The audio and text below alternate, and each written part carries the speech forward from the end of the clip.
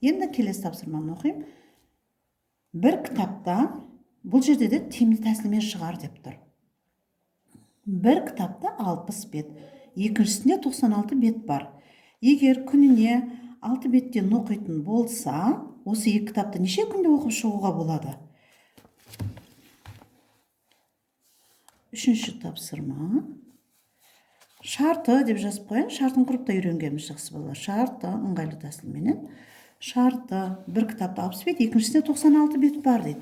Демек, бір кітап, екінші кітап болғандықтан балалар, бірінші, екінші деп жазып қойма да болады. Бірінші, қысқарты, бірінші кітапта 60 бет. 60 бет. Екінші кітапта 96 бет.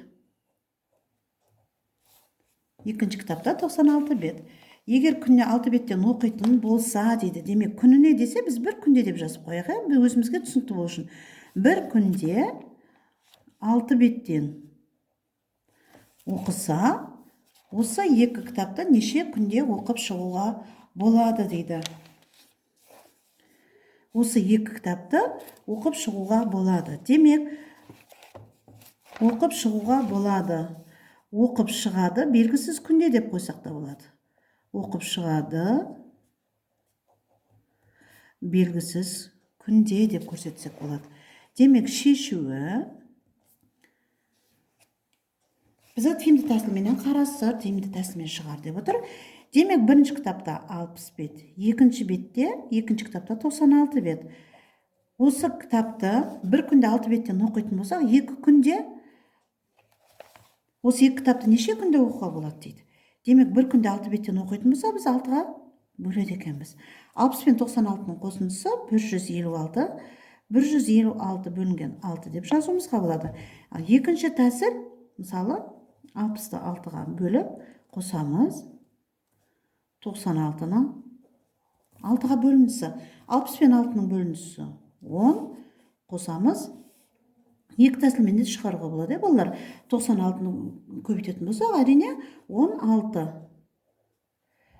Демек, 26. 15, 2, 26. Демек, 26 күнде оқып шығуға болады екен. Жауабы деп жазып, осы екі кітапты неше күнде оқып шығуға болады дейді. Екі кітапты 26 күнде деп жауабына қысқаша жазып қойсақ болады. 26 күнде оқып шығуға болады. Оқып шығады деп жазуымызға болады.